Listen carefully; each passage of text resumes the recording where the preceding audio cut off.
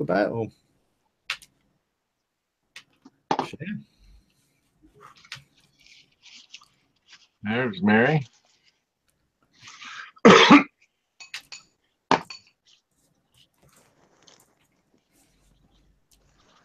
Well, I know what's on everybody's mind here in the southeastern United States is Irma, or Hurricane Irma, coming our way. Yeah. And I guess maybe you could give us a quick recap on how we should, or what, would be our responsibility, or what should be our, how should we address it, or what should we do about it? Yeah, I mean, it's obviously a lot of people are asking, having just had, I was talking to people yesterday in Houston, in the sort of central time zone, and they were, talking about, what was it, how it think. I think the first thing I would say in any of these situations, it isn't God. It's not God's judgment. It's not an act of God. I think the insurance companies like to name bad things after God, giving him a bad deal. It really isn't from God. But we do live in a world which is still subject to the corruption that the creation is in bondage to. And we're looking to be manifested as sons of God to be able to deal with that bondage. But it's not completely dealt with. So the world itself is suffering groaning. Now, some people would attribute that groaning to mankind and its sin, which is true to a degree, because we were responsible for putting creation into that corruption, and we're responsible for getting it back out of it. So I think there's a degree where how we live and the loss of our sonship and our image of sonship, creation is suffering as a result of. And the more people operate out of the DIY path of the knowledge of good and evil, then I think there is a reaction from creation. But that is a reaction as in a sowing and reaping reaction, because that has been put into creation by God to bless us. And yet, because we've chosen to go our own way, that very thing that was designed to bless us now actually can bring negative things. But it isn't God who's doing it.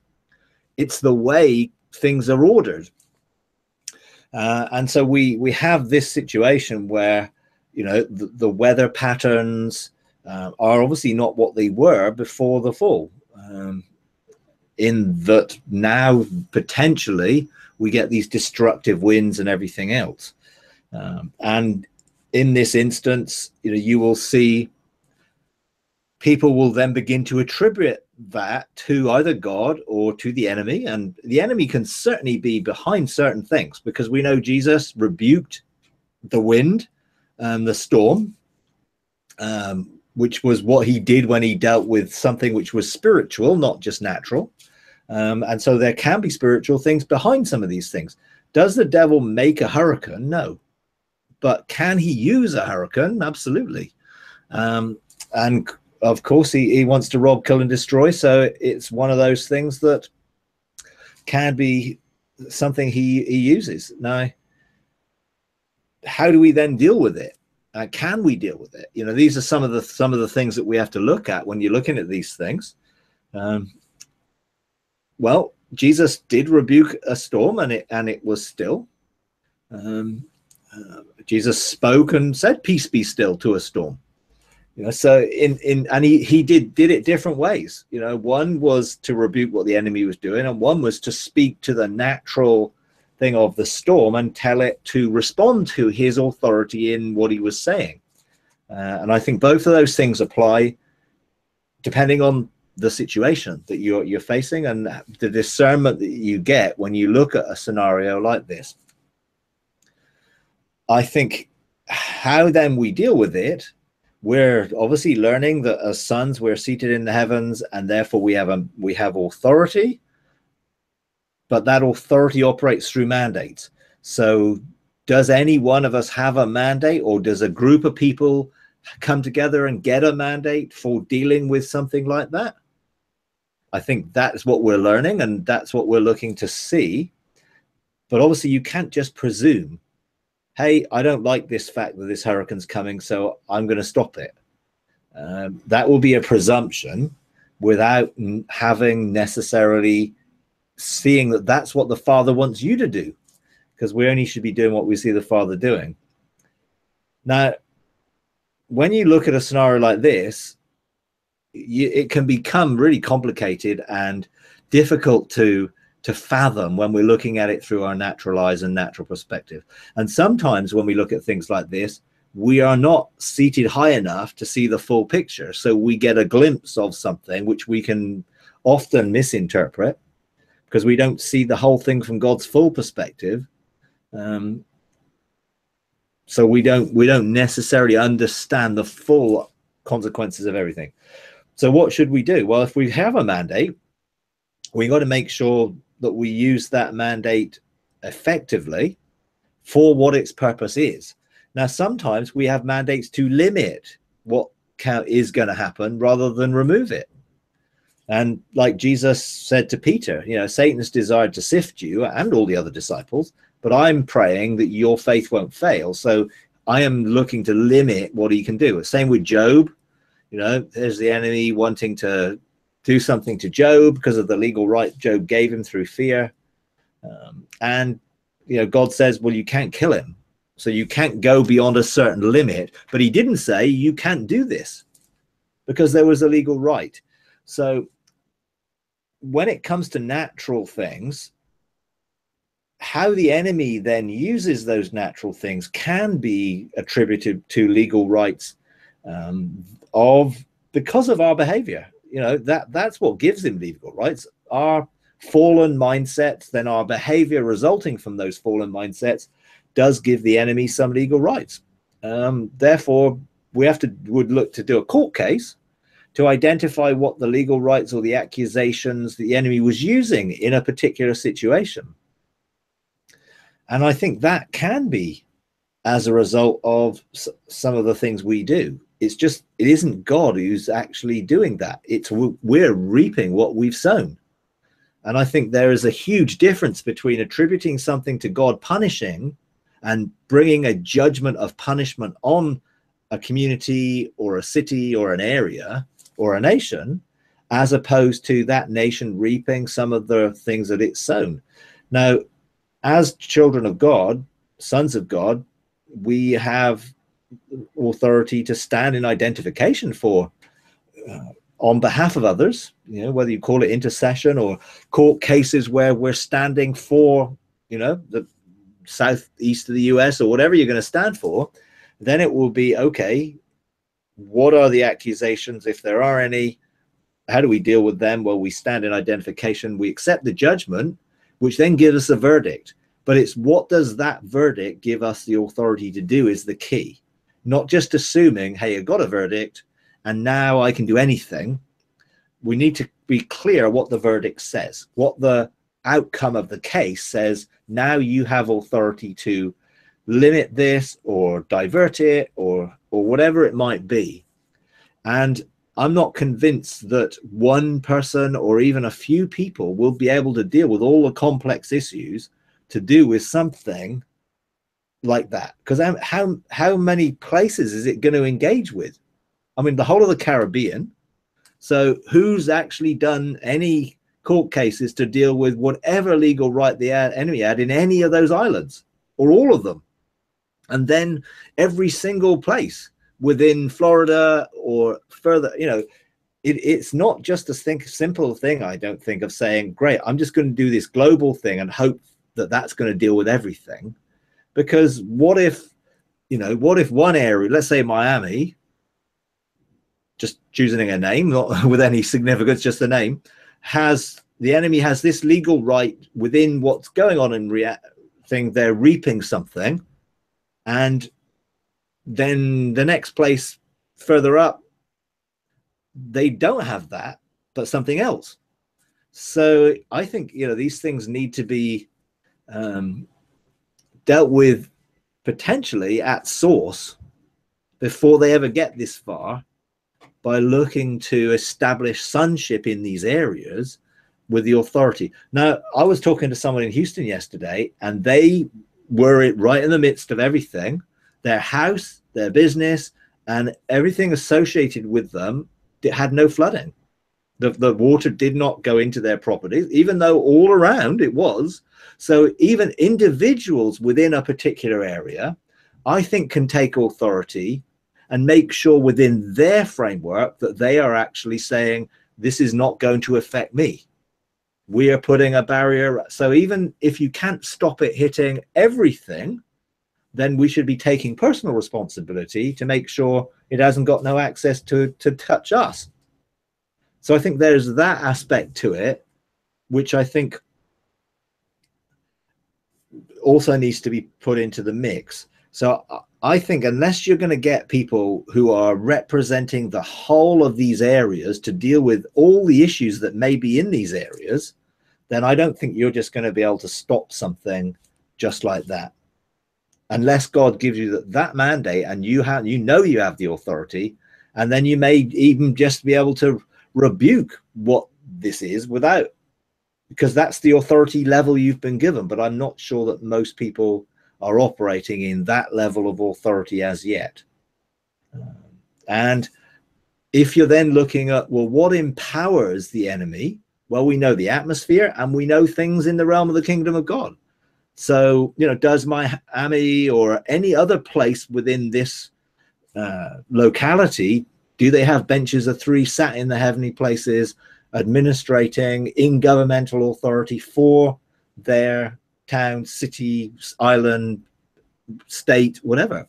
Is that level of sonship in place yet for all those places that this is going to impact? If it isn't, then there's going to be a limitation. And obviously we're looking to raise up sonship where we know that we're seated in heavenly places, and that we do use the authority and learn to mature in that authority, so that we can demonstrate that by answering creation's groan. But I think first we have to be manifested or revealed in our sonship, which does, I think, require some level of maturity, which I don't think most people have got yet. But we're on a journey towards it. And in the midst of it, I do believe we can seek God for strategies, seek God for mandates of what we can do. Because there's no point trying to do something that you haven't authority to do and then getting disappointed and disillusioned because you weren't able to do it. We've got to be realistic to look at it from a objective view. Yeah, this is what I know I've got authority, and I'm using that. That may be individual, that may be some level of corporate authority that we're working together in unity too, because we know one puts 1,000 to flight, 2 10,000, 3 exponentially upwards. So when we do start to come together in agreement, I think that will increase our level of authority in what we're able to do. But what we do want to make sure is that something good will come out of whatever negative things do happen, that we can legislate, because we know the word of God says that God is desiring to work things together for good, even out of bad things. So we need to make sure that we minimize whatever damage there is going to happen, particularly to God himself, in terms of, I know he can handle the damage, but to his name, in that he gets blamed, and all the doom gloom judgment merchants come out of their woodwork. And we need to start legislating against that stuff. Also against each other. I mean, the stuff that was going on up in Houston with Joel Osteen and all that was just horrible. And people were just judging, presuming. I mean, I talked yesterday to the guys in Houston. They're saying, they said his church is in a flood area. They've got huge floodgates even within their parking garage thing on there, because they know this stuff happens. You wouldn't want anyone to be going into an area which is in the middle of a flood. And he also said that there was a huge area within a non-flood plain area which was open and never reached capacity.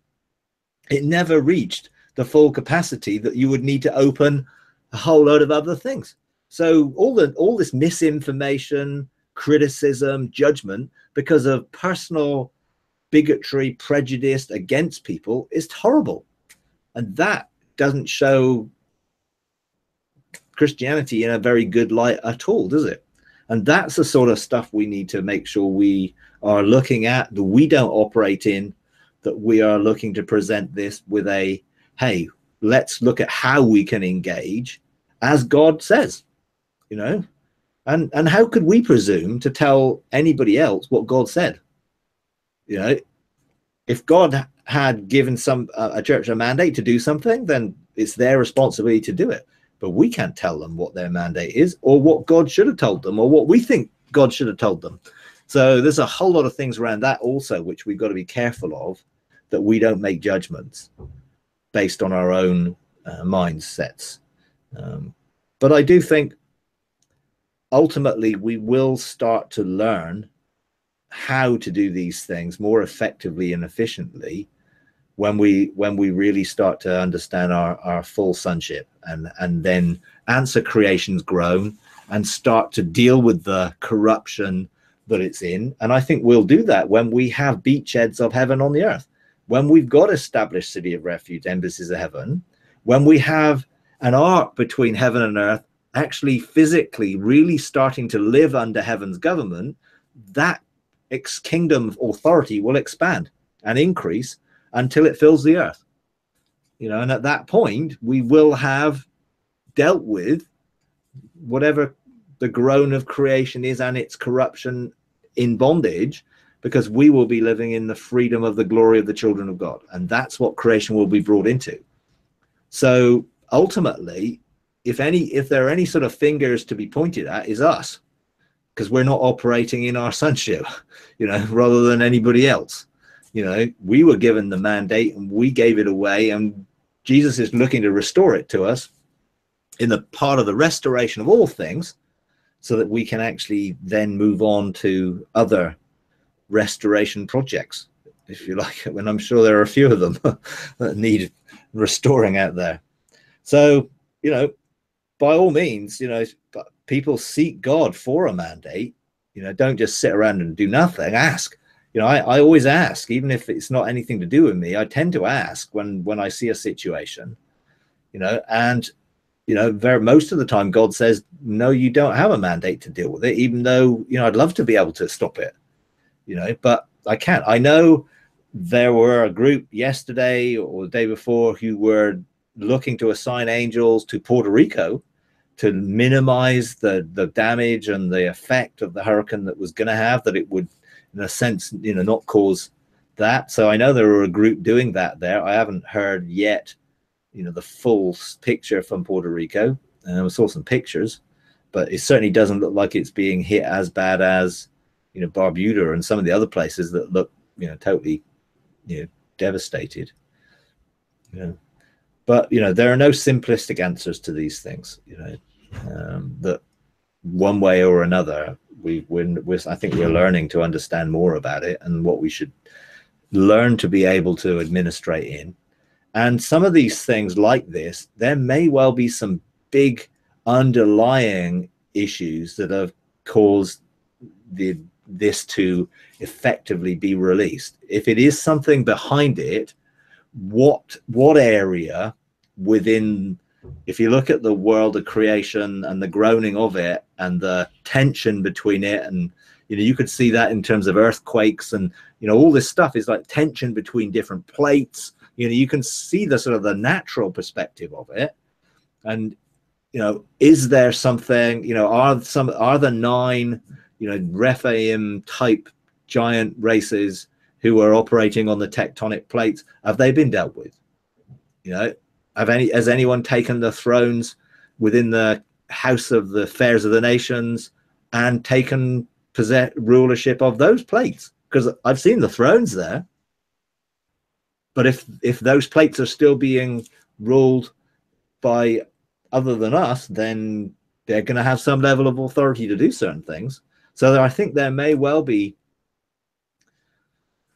aspects of authority and how that works that we don't necessarily yet understand, or no one's come into a place where they can take their governmental position on those plates or within other areas that create these type of things. You know, these sort of weather patterns are usually created by high and low pressure systems creating a cyclone or an anticyclonic way of the weather. You know, well, what's causing that pressure differentiation? Is that just natural, or is there something spiritual behind it? And what is it, if there is, and how do we deal with it so that we deal with these things at their root cause, you know, within the fabric of creation and government within it, rather than just trying to react to things when, because that creates fear, you know, and it's never good to be coming out of a fear environment to try and deal with something, because you're battling against the emotions rather than coming from a place of authority. You know, same with like sickness. You know, it's much easier to establish health than it is to deal with sickness, because you've got something to overcome. You know, it's almost like we need to be looking to subdue everything within the framework of our mandate. You know, be fruitful, multiply, fill the earth, and subdue and rule. And I don't think we're yet in a place where we're filling the earth with authority. You know, I don't think we've got even too many pockets of authority that are operating and cleared the atmosphere and are fully seeing a full demonstration of heaven on earth. You know, I don't know of any. So we got some work to do in establishing those beachheads of heaven, if you like, to then begin to expand. And once you've got a demonstration of heaven on earth, that hopefully should inspire others to begin to take their positions of authority and not live under the circumstances, you know, and look at, you know, from the fact that, you know, we can live in the eye of the storm, even if we can't necessarily always stop the storms yet. We've got to look at, well, I'm going to be in the eye of this, I'm not going to be affected by it, and administrate that at least. So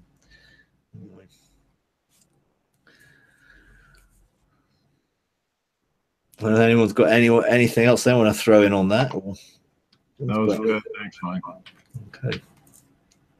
Well, like you talked about, speaking of storms, and we used to live in Florida, and the only reason, well, one of the main reasons that we're here in Georgia is we had like 5 hurricanes hit within 6 weeks. And I said to Joe, that's it, I'm over this. We were evacuated like 2 times within like a less than a month span. Yeah. And I just said, I've had enough. But in those situations, we would always speak protection over our property. Yeah. And the worst thing that ever happened, which, you know, relative, and even that, the worst thing that ever happened is we were working on a rental house, and there was just a microburst that picked up the flat roof, the flat tar roof, and threw it into the pool. And within 3 days, the house was totally repaired. Between we stepped in, the guy who was doing a lot of the work on the house, who had been doing the other rehab work, actually also had done roofing. We had the whole thing fixed before the insurance adjuster ever got there. But because we had all the pictures, they were able to work it all out. We got reimbursed and everything. But the point was, every time we always spoke at least over our property. At least that much. I mean, spoke over in general, but specifically over our property. And we know it, you know, we never had, you know, the devastating effect that other people did, even to the point that where we lived, we had neighbors that lost power for well over a week, but because of where our house was positioned close to this main artery, we didn't lose power because we were tied into the transformers that ran on the main road that kept things going. So it really does make a difference when you speak protection, at least take authority in your own area. Yeah. To, if not avert all damage, at least to minimize it. And in the case with the house we were doing, yeah, there was damage, but relatively speaking, all things considered, it was minimal, and it was repaired so quickly, and did no damage to the inside of the house that had already been completely redone. So it does make a difference when you do exercise your authority. Absolutely, yeah. And you know, you hear testimonies of people speaking to cyclones and speaking to, you know, sort of the twister things, tornadoes, and they, you know, I mean, I've seen pictures of like one house standing when everything else was flattened around it, and those were the people who took authority and rebuked the wind, you know. And you know, and you do see it, it does happen, and we need to learn obviously to exercise that within our own spheres of government. When it comes to corporately, I think we have to learn to work together, and begin to operate corporately to deal with things on a larger scale. But I'm sure it will come. You know, I'm sure as we mature and as we learn to grow in our authority and know it and use it, then I think we will start to see a change in these things. You know, but you know, sometimes you just don't have the authority to stop reaping what has been sown, because it's been sown, and it says you're gonna reap something, you know. So we have to look at it and see, well, there are situations where we can deal with that, and there may be situations where we can't yet, you know. But yeah, challenging. It's obviously a challenging thing, and people do get caught up in it all, which is understandable when it's sort of heading towards you. You know, yeah. Oh yeah, when you're in the eye of something like that, it is really a pretty unnerving situation. I remember when Andrew hit Miami, and we lived 4 hours north of Miami, and my sister called in a panic, and she said, how are you doing? And I said, well, the sun is out and it's beautiful. And she said, but it's the storm. And I said, no, the storm is 4 hours south of us. We hadn't even started to even get the feeder, you know, the clouds and everything rolling in. I said, we're not in, you know, the level of the storm. But the couple of times that we were, when Hugo was off the coast and it looked like it was going to come in, and that was a pretty big storm.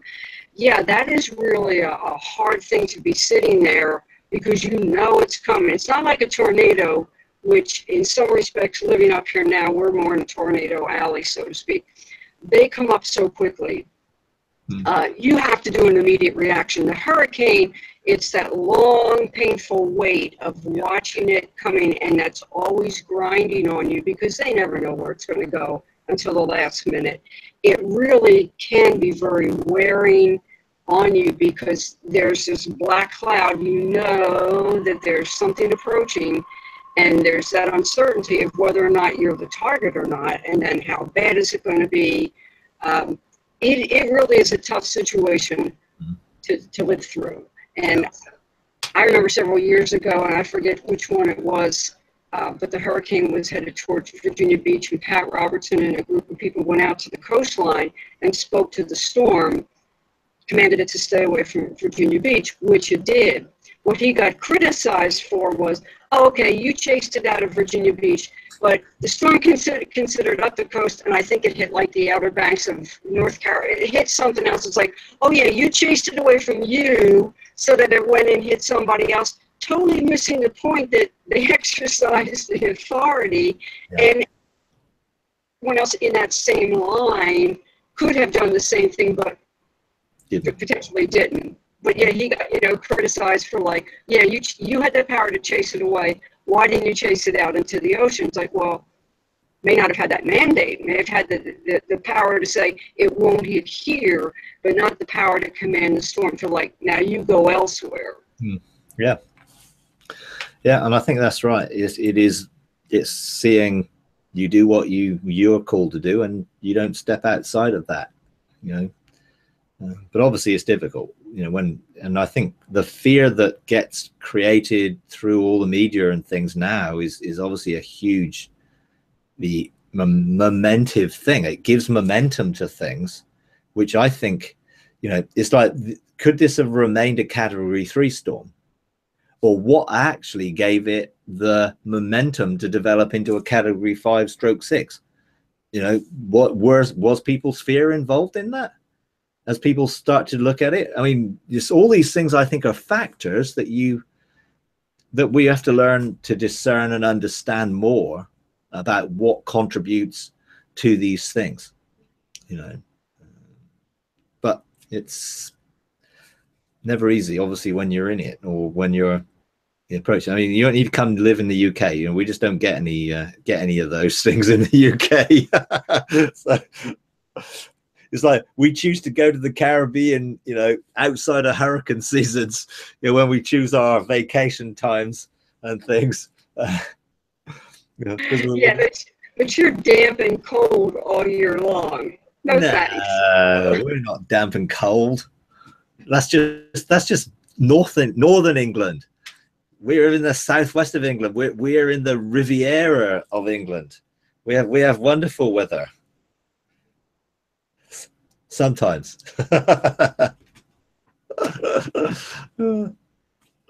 Okay. Anyone else got anything else they want to share on that or to talk about today?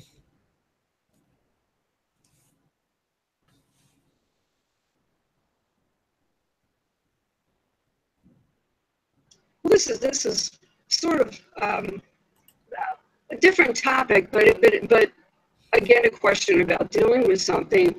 What, if anything, or what would you suggest that we do considering North Korea and some of the rumblings that are coming out of there? I mean, to me, bombing North Korea is not the option. But what can we as believers do to potentially diffuse that situation? What would you suggest? It's the same basic thing, really. You know, our attitude towards it, love, you know, demonstrating love, coming in the opposite spirit. I think that's the major thing that I've picked up. I'm involved in a few sort of global things that are looking to do legislative things, and that's the one that has been the key, coming in opposite spirit. One of the other things that I was talking to a group this week that they did, and they engaged and found that they went up into the realms of heaven, and God took them over North Korea in the spirit. They didn't ask, they just were taken, and they began to release declarations, call the hidden church to come into light, for the church in North Korea, which is there, but it's obviously underground, to take authority themselves, to see the kingdom begin to impact, so that believers start to effectively demonstrate the kingdom themselves. I mean, all these sorts of things that I've heard either people doing or felt called to do. The group that I was involved with, they had a very clear mandate, a dream about North Korea and the nuclear program and everything else. And so there was, when we did look to that, we looked at court cases that actually saw that North Korea is a global issue. It isn't just a local one. And there are global factors to do with way more than just, hey, North Korea's got a tyrant and, you know, who's you know, probably unhinged in some ways at its head. You know, there's a lot more than that. And, you know, some of that goes back to historic things, you know, the North Korean War, you know, obviously the fear of the domino effect, which was why the West got involved in that in the first place. Same with the Vietnam War. There was a huge motivating, fearful thing that was part of our involvement in a lot of those things. There was obviously also not wanting to see nations abused and all that sort of stuff, but there's also a hidden there was a motive behind it. And that was a fear-driven agenda, and fear is always going to create an avenue for the enemy to do something. And I think you have to look at, how do we operate out of love and in faith and not fear when you look at any of these type of scenarios.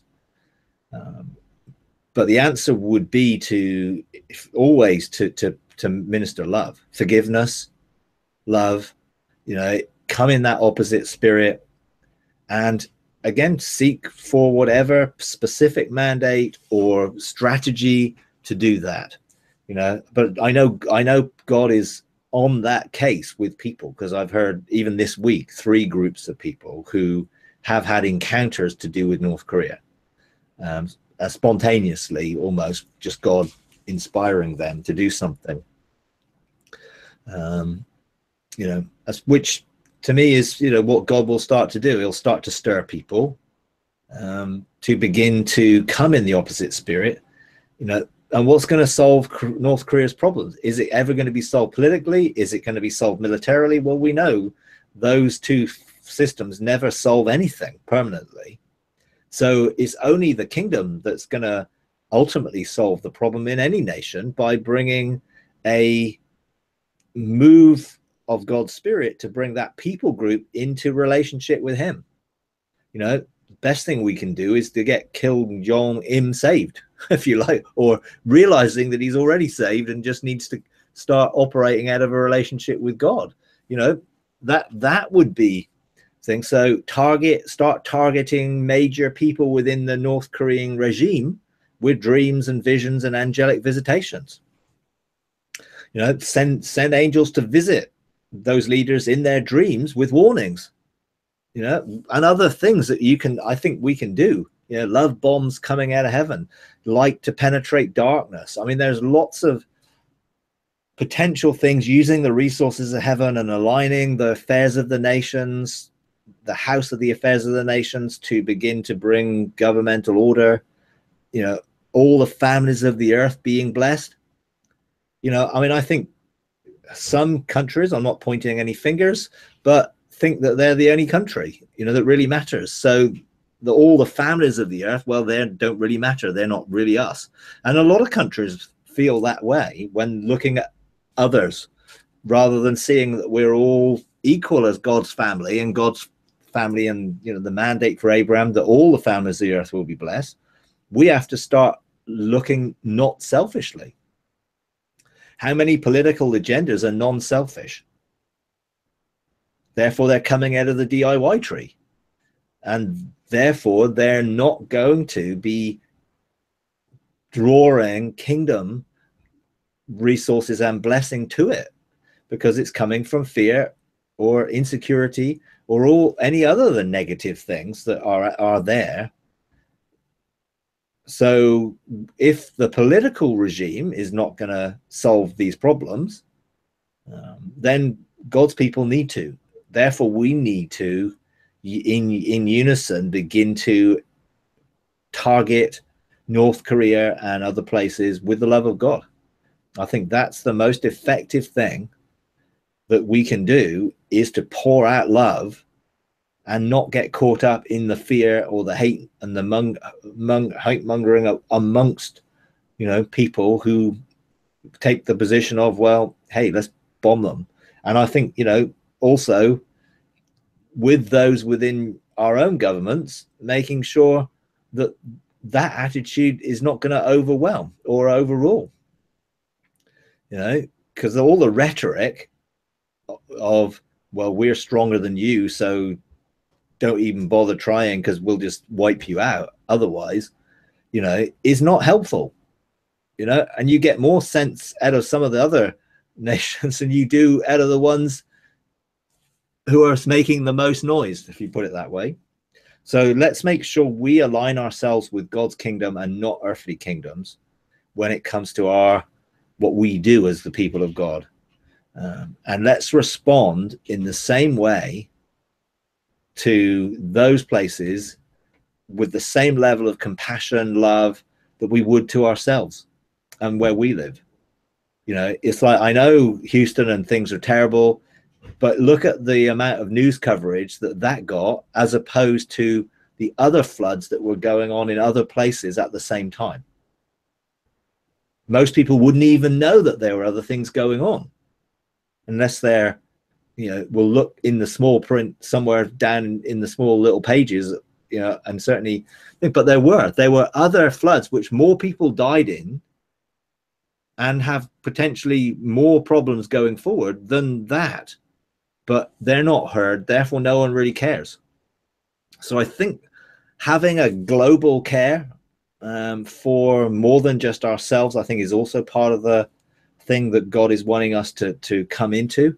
So this nationalism and jingoism and all that stuff, you know, we have a bigger perspective. That's the kingdom. What is the kingdom perspective to these things? You know, and I think that when our attitude changes, when we really begin to function that way, I think we will begin to see change take place. That would be some of my encouragement in those areas. You know, it's making sure our heart's right, our attitude's right, that we do not do an old covenant job on this. You know, Jesus made it really clear. You know, you've heard it said, an eye for an eye, a tooth for a tooth, but I say unto you, love your enemies. You know, and pray for them. You know, actually, let's look to be coming from a totally different dynamic, which often right-wing Christian fundamentalism does not come from, unfortunately. It more aligns itself with a political agenda than a spiritual one operating out of love. So I think, you know, there's a lot that we can begin to do by looking at our own hearts and asking God to reveal in us. Is there selfishness? Is there issues where we demonstrate partiality and we put others and hold others at a higher regard than other groups? You know, and if we have that within us, and I think probably all of us have got something of that within us, then we need to ask God to deal with that in us so that we can carry his heart, which is he treats everyone the same. You know, it's not what religion will say, but he does. He doesn't see anyone as any more important or special than anyone else. And we're all special and important to him. But do we reflect that to the world that we're living in? Or are we sort of self-interested and more concerned with our own stuff?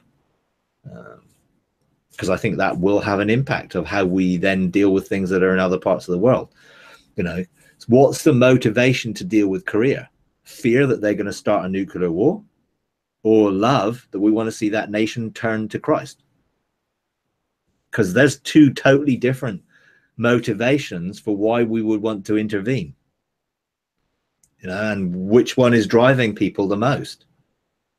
You know, politically, obviously, the fear, but actually, probably within most of the Christian community, who are, you know, in the doom gloom merchant way of looking at futurist perspective of biblical interpretation, are either, well, it's going to happen anyway, so what's the point of trying to stop something that's inevitable?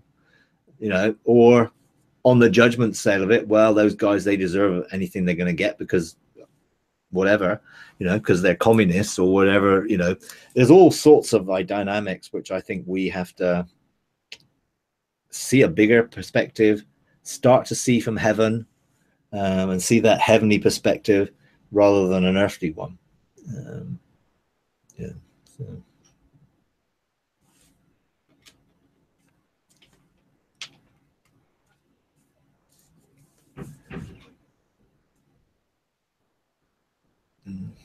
Okay, anyone else got any questions or things?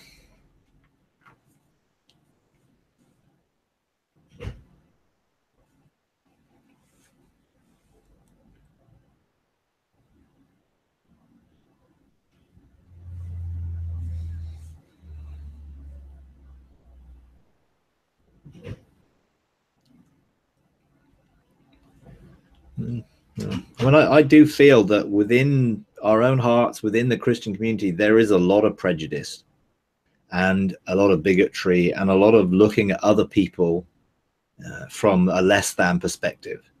You know, and I think even the, you know, born again Christians, well, that in itself is a derogatory term used against people, but also a derogatory term in that, well, we're the real Christians and everyone else really, they're just religious and churchgoers. You know, because we set this whole thing up that is all to do with the fact that we're born again. Well, rubbish, everyone's born again, you know, but we use it to differentiate and distinguish and then have issues towards. And I think that whole dynamic comes out of the wrong view, and particularly the sort of the view that sees people special and other, I mean, you know, history, slavery, all that sort of stuff. Where does it come from? Out of a view, well, they're less than those because of the color of their skin, or from where they live, or anything that separates, divides, operates in a dualistic way. To me, is something that we need to address. You know, and it's rife right throughout, you know, all religions, Christianity included, and all of us. You know, we've all got some of those things that are in our hearts that we need to ask God to deal with. You know, so when it comes down to it, what can I do in anything? Well, the first thing I can do is make sure about me. I can look at me rather than look at anyone else and ask God to judge in me. Do I have wrong attitudes? Do I have wrong motives? You know, am I looking at people or anything through my own eyes and not through God's eyes? You know, I think all those type of things start with me. You know, people used to say, well, you know, bring revival and start with me. You know, it's like, if I am not actually living in the fullness of my sonship, with seeing things from the heavenly perspective, then start with me. You know, and I think that's where we can all start. And if we all begin to change, then things will begin to change. You know, so I do think that we tend to, we do tend to be judgmental when we point the finger at others, when there's three pointing back at us whenever we do that, you know, sort of thing. And if we all did things at grassroots level, if I know my identity, if I take my position, if I come to maturity in my sonship, and in relationship with others, encourage openness, honesty, culture of honor, so together we can also live in that same way towards each other, loving each other, you know, demonstrating the kingdom, forgiveness, all the things which are very implicit within the gospel and the good news. If we were living that good news, then perhaps creation would not have such groaning going on. You know, and sometimes it's easy to look at all the big things but forget, hey, it starts with me. Am I loving? You know, am I living in the fullness of my sonship? If not, well, hey, I can do something about that. You know, I can ask for a restoration in my life, you know, renewing of my mind, you know, a healing of my emotions. You know, I can be proactive, at least in my own life. And if we all did that, things would change. I mean, you know, even to the thing of how do we reach the world for Christ? Well, if we all actually reach one person a year, it would only take 32 years to reach the whole world. You know, and that's starting off with one person. We could start off with 1 billion people. It wouldn't actually take that long to reach the world if we all actually just went out there and demonstrated the love of God and reached someone every year. It would only be, I think I was calculating it once, it would only be like 6 or 7 years, and the whole world could be won to Jesus if we all just took responsibility of doing our bit. You know, rather than looking for the great revival meetings and the great revivalists, and where, hey, we'll see thousands saved in a meeting. You know, you could have hundreds of thousands of them and still not reach the world, you know. But if you actually all made the commitment to do what Jesus said, to be disciples and to make disciples and to disciple others to make disciples, that would solve the problems, because we would bring discipleship to bear to bring us into the things that Jesus taught his disciples to do, which was to live loved, you know, and that would make a huge difference. But we tend to always divorce things and separate things from ourselves and look at somebody else or this thing or that thing, when it actually all does start with me. I'm only really responsible for me, you know, and if I'm not who I'm supposed to be, then I'm not doing my part within the whole. You know, it's always easier to think someone else should do something, you know. Yeah.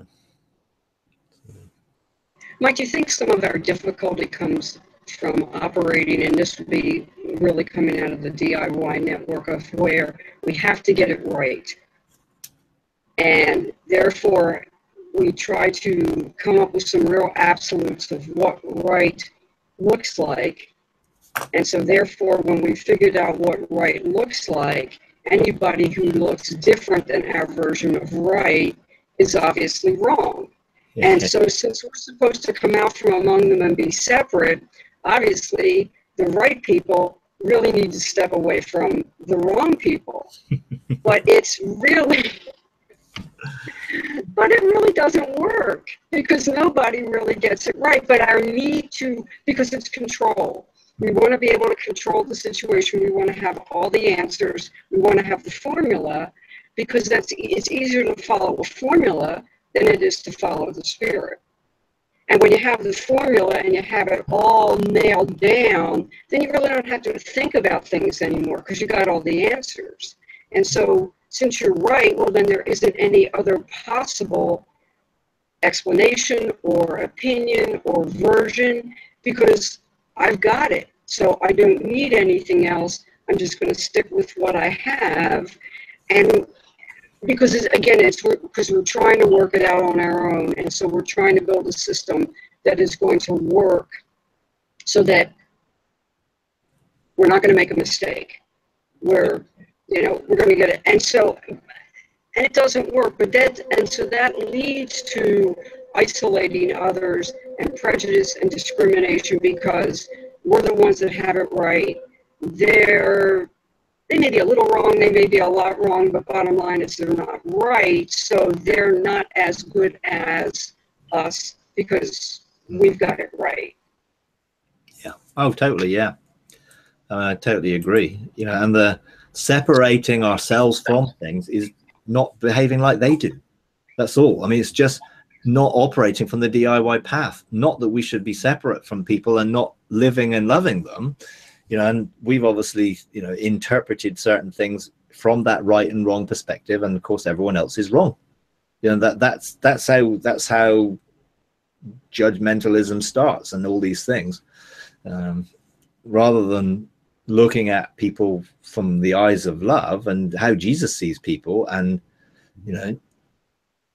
it is the mark of that mindset, the DIY mindset of being right and being self-righteous. I mean, that was the issue that Jesus had with all the religious leaders, was their self-righteousness. That's why he hung out. Jesus didn't separate himself from the tax collectors and the sinners and the women and all the other things who were marginalized people within that society. He lived amongst them, yeah.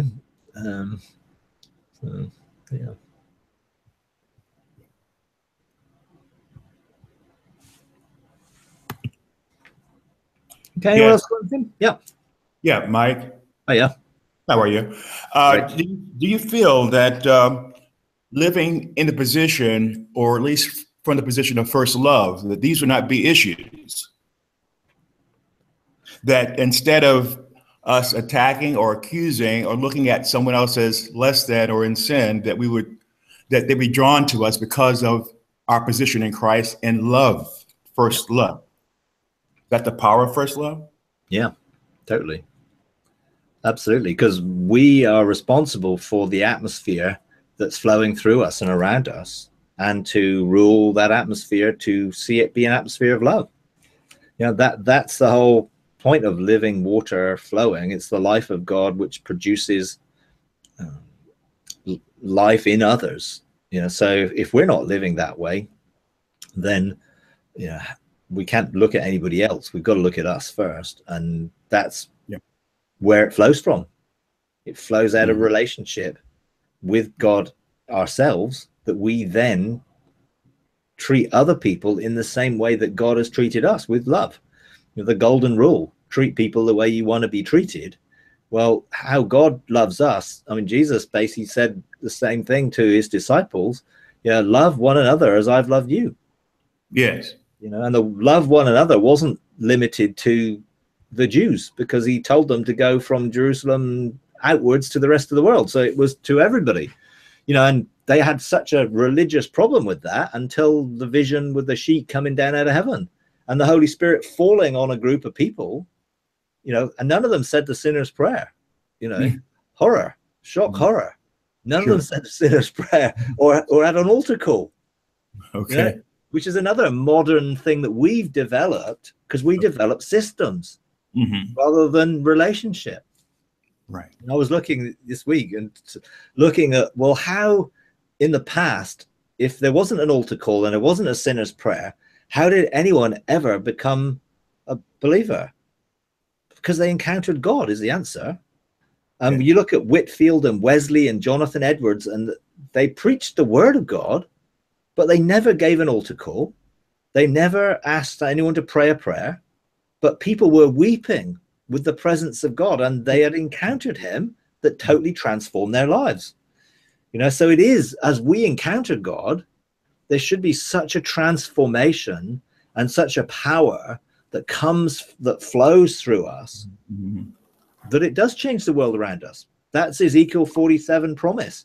If this river starts to flow, rather than be ankle deep, if it starts flowing, and for most people it's a trickle coming under the threshold, let alone being ankle deep, then it's going to bring life wherever it goes. It'll turn salt water fresh. I mean, you know, it's a wonderful picture of what can happen if that life is flowing through us. But if we don't learn to open our first love gate, then there's only a trickle. If we open it and our gateways are all blocked, then there's very little impacting the world through us. We have to have a flow, you know, therefore that we need soul and spirit flowing together. We need to be whole. We need to be one for that to flow through us. But that is the purpose of that in our lives, that we give it away freely. You've received, freely give. Let it flow out. Right. So that flow has to be sustained. It just can't be a one-off experience, a one-time experience, going to the altar, saying the sinner's prayer, and you were saved. No, it has to be more than that. Sustained, continuous, increasing. Totally, because it's relational. You know, if we moved away from the sinner's prayer altar call formula into a relational formula, well, not a formula, just a relationship. Hey, you can engage God because he's already at work in your life. Experience him. The light will show you in that relationship who you are. Then everything will flow out of that. And of course, it isn't like we have this river in us. The river flows out of heaven. Okay. It flows from the source. You know, it's not like we self-generate this river. The river is the river of life. You know, it's living water. So it's flowing. That's why we need to connect with heaven. We need to see it flowing through us. We need to have the intention of, I want this not just to bless me, but to bless others. We are here for the blessing of the whole of creation, including every family of the earth within it and everything else. That should motivate the flow and our desire to get our gateways flowing and not blocked, and not so that just that we will have a great time, which is great that we do, because we should live in the fullness of the joy and peace and love of God, but then others will experience that because the presence that's in us flows to them and touches their lives. You know, and it should be, if you think of revival type scenarios, what's different about revival scenarios? The presence of God in a dimension which is different from the normal. Well, we should live the presence of God greater than any revival that's ever taken place, because we have God within wanting to engage the world around us. But we've sort of, again, projected away from ourselves onto a meeting or a revival or a rally or all the things that, rather than me. So, well, I want God to meet someone, so I'll invite someone to come to church. Well, I am the church. You know, I just need to invite someone to engage with me, because then they will experience what the corporate presence is from my presence, from God's presence flowing through me. It brings it down to personal responsibility of us having such a relationship with God that it changes, transforms us into the image of sonship, that then the world will see that light shining brightly, rather than you know, all the different ways in which we've invented to try and reach people, it's much simpler than that. Let's make sure that we are shining, radiating, flowing, emanating life, and the world will see that, experience it, and want it. You know? All right.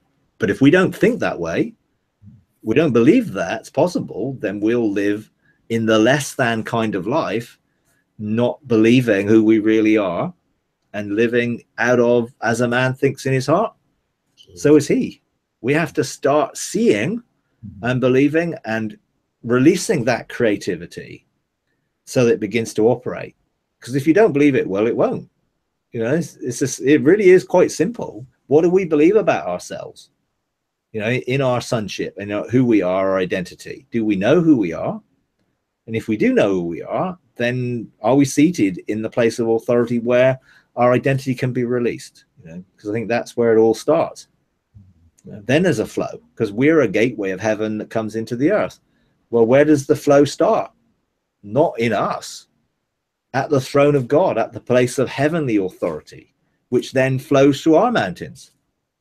You know, so we become the mountain of the house of the Lord that's actually raised up, in other words, seated in heavenly places, for that to engage the world, you know, in such a way. All right. Yeah. Very good. Nice. Right. Okay. All right.